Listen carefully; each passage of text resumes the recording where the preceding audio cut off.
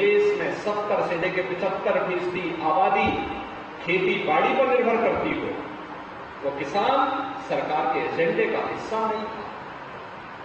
और पहली बार हुआ कि प्रधानमंत्री मोदी जी ने चौधरी साहब के सपने को साकार करने के लिए अपने एजेंडे का हिस्सा, शासन के एजेंडे का हिस्सा अन्नदाता किसानों को बनाया। और जब उसके परिणाम आने प्रारंभ हुए तो भारत रत्न का सम्मान चौधरी साहब को भी लेकर के चौधरी साहब के माध्यम से न केवल पश्चिमी उत्तर प्रदेश बल्कि पूरा उत्तर प्रदेश गौरवान्वित है, क्योंकि चौधरी साहब का संबंध उत्तर प्रदेश से था और उत्तर प्रदेश के मुख्यमंत्री के रूप में भी उन्होंने देश को अपनी अमूल्य सेवाएं दी। इसलिए मैं आज के इस अवसर पर आप सबको इस बात की भी बधाई देता हूं, प्रधानमंत्री मोदी जी के प्रति आभार व्यक्त करता हूं कि चौधरी साहब को उन्होंने भारत रत्न का सम्मान देकर के न केवल पश्चिमी उत्तर प्रदेश को और किसानों को बल्कि पूरे उत्तर प्रदेश के गौरव को बढ़ाने का काम किया है। इसके लिए हम सब उनके प्रति आभारी हैं। मैं तो कह रहा था कि एक वोट प्रदेश को और देश को अराजकता की ओर भी ले जाता है जब गलत हाथों में जाता है, लेकिन जब सही पार्टी को जाता है तो वही वोट देश की तकदीर और तस्वीर को बदल कर रख देता है। क्या हालत थी 2014 के पहले देश की? कहां जा रहा था देश? अविश्वास था। देश की सीमाएं सुरक्षित थी। दुनिया के अंदर भारत की छवि बहुत खराब थी। भारत के पासपोर्ट की कोई कीमत नहीं रह गई थी।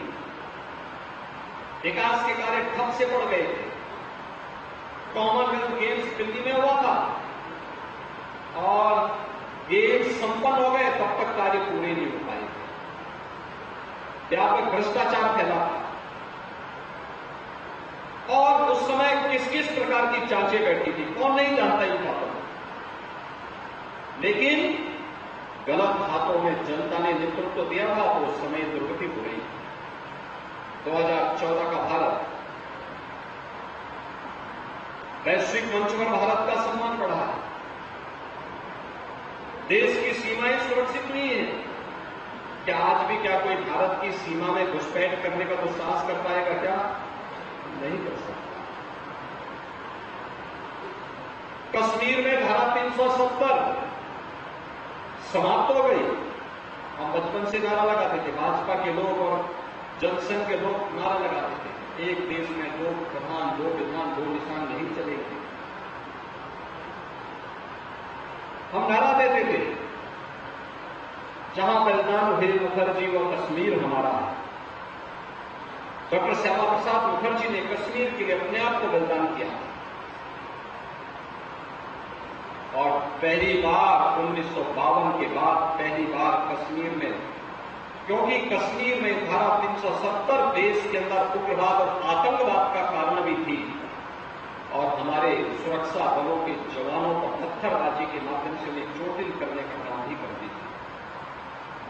एक झटके में मोदी जी के नेतृत्व में केंद्र की सरकार ने धारा 370 को समाप्त किया, पत्थरबाजी भी समाप्त हो गई, आतंकवाद भी हमेशा के लिए समाप्त हो गया। कश्मीर से धारा 370 हटने का मतलब एक देश में एक विधान होगा, एक प्रधान होगा, एक निशान होगा। एक प्रधान एक निशान का भाव जिस प्रभावी ढंग से देश के अंदर लागू हुआ है, आज हम सबके सामने है। आराम से बैठोगे, कोई बात नहीं। अरे अच्छा है आप चुनाव नहीं लड़ रहे हैं। चुनाव लड़ते समय किसी पूरी होती तो लोग बड़ी बात करते हैं, लेकिन धारा 370 समाप्त हो गई। अयोध्या में आस्था का सम्मान हो गया। गलत हाथों में उड़ जाता है तो कर्फ्यू लगता है और सही हाथों में जाता है तो कावड़ यात्रा भी निकलती है।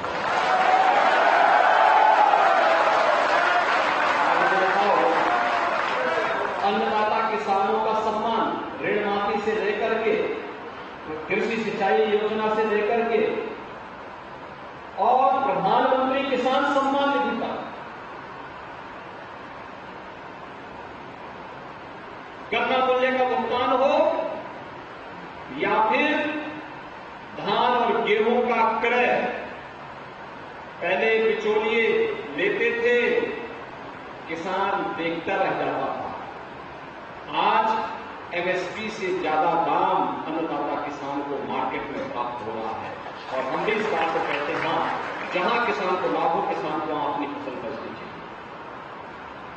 यानी सही दिशा में सरकार चलती है। एक वोट देश के विकास को रुद्ध भी कर सकती है, आतंकवाद और अलगावाद को बढ़ाती ही है, और वोट सही हाथों में जाता है, देश की तस्वीर और तकदीर को भी बदल करके रख देता है। और इसी के लिए आपसे अपील करने के लिए आपने कमोबेश दोनों सभी लोगों को देखा है। समाजवादी पार्टी को भी, बहुजन समाजवादी पार्टी को भी प्रदेश के अंदर शासन करते हुए देखा है, और कांग्रेस ने तो लंबे समय तक देश के अंदर शासन किया। आपने इन सबके कार्यकाल को देखा है, इसलिए कोई ये नहीं कह सकता कि साहब हमें मौका दीजिए। आज तो आपके पास एक अवसर है कहने के लिए कि भाई सबको अवसर मिला और सबसे अच्छा कार्यकाल मोदी जी। आपको देखो कितना मोदी की गारंटी आज देश के अंदर छा रही है। मोदी की गारंटी का मतलब 12 करोड़ अन्नदाता किसान को, 12 करोड़ अन्नदाता किसान को प्रधानमंत्री किसान सम्मान निधि का लाभ, 4 करोड़ गरीबों को सिर ढकने के लिए प्रधानमंत्री आवास योजना की सौगात, 80 करोड़ गरीबों को देश के अंदर और अकेले उत्तर प्रदेश में 15 करोड़ गरीबों को फ्री में राशन की सुविधा का लाभ, 12 करोड़ गरीबों को देश के अंदर आयुष्मान भारत में 5 लाख रुपए की स्वास्थ्य बीमा का कवर, 10 करोड़ गरीबों को प्रधानमंत्री उज्ज्वला योजना में फ्री में रसोई गैस का सिलेंडर, 12 करोड़ गरीब परिवारों को एक शौचालय की सौगात, पीएम विश्वकर्मा योजना के अंतर्गत लाखों हस्तशिल्पियों को प्रशिक्षण के साथ साथ उन्हें टूल किट उपलब्ध करा करके सरकार की सहायता के साथ जोड़ना। यानी मोदी की गारंटी देश के अंदर बिना भेदभाव के देश के हर नागरिक के जीवन को सम्मान और स्वाभिमान के साथ आगे बढ़ाने की गारंटी है, सुरक्षा की गारंटी है, समृद्धि की गारंटी है। और हम लोग इसीलिए कहते हैं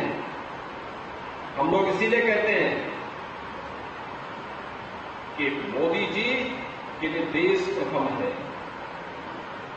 कुछ लोगों के लिए अपना परिवार महत्वपूर्ण होगा, लेकिन मोदी जी के लिए 140 करोड़ का भारत ही उनका परिवार है। 140 करोड़ लोगों को दिन रात एक करना, कार्य करना, और वह कार्य के तहत आज हम सब जुड़ करके इस अभियान के साथ जुड़े हुए हैं। और इसीलिए मैं सबसे दिन करने को लाया कि यह बात समाज को बताने की आवश्यकता है। प्रदेश हो या देश, लोग वही थे, देश वही है, प्रदेश वही है, केवल सरकार बदली और कार्यशैली बदली। आज आप देख रहे होंगे, आज यूपी में कर्फ्यू भी नहीं है, दंगा भी नहीं है। आज यूपी में बेटी और व्यापारी दोनों सुरक्षित है।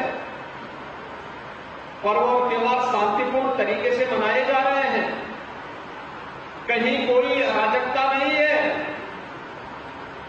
अयोध्या धाम में आप देख रहे होंगे, और काशी में, काशी विश्वनाथ धाम में अब तक 2 करोड़ लोगों ने पिछले 2 महीनों के अंदर दर्शन कर दिया।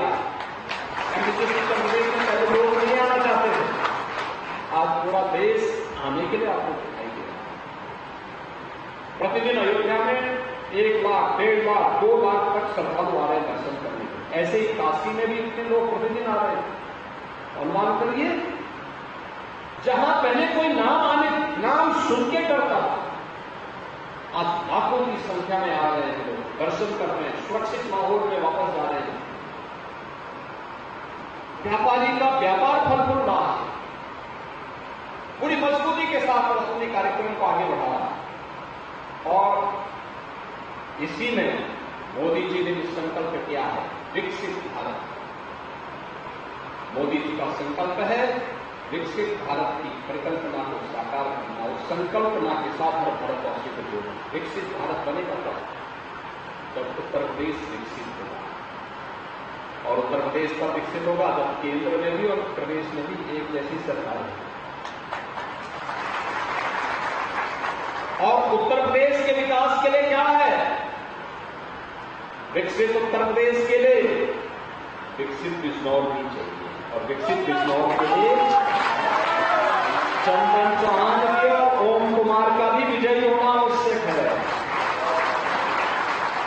कभी बेहतर और बेहतर कनेक्टिविटी होगी, मेडिकल कॉलेज की सुविधा और बढ़ेगी, उद्योग खुलेंगे, नए निवेश आएंगे, रोजगार का सृजन होगा, नए संस्थान बनेंगे, और यहां की पुरातन पहचान को उपलब्ध कराने में हमें मदद मिलेगी।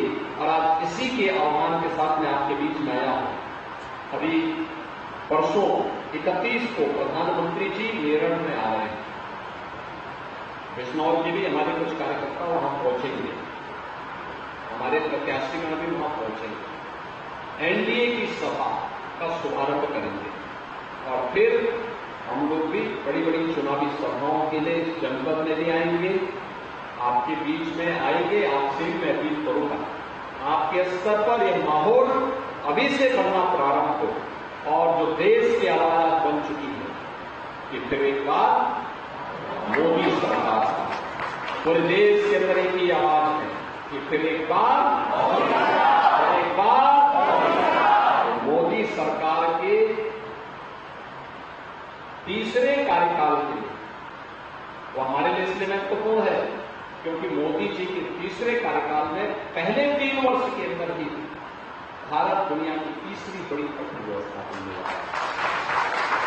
भारत का दुनिया की तीसरी बड़ी अर्थव्यवस्था के रूप में स्थापित होने का मतलब हर एक नागरिक के जीवन में व्यापक परिवर्तन, उसकी प्रति व्यक्ति आय में वृद्धि, सुविधाओं में बढ़ोतरी होगी, गरीब कल्याणकारी योजनाएं और तीव्र गति से आगे बढ़ेंगी, व्यापारी का व्यापार खुलेगा, नौजवान के लिए आजीविका के नए अवसर आएंगे, सुरक्षा का और भी बेहतर वातावरण देश के अंदर पैदा होगा।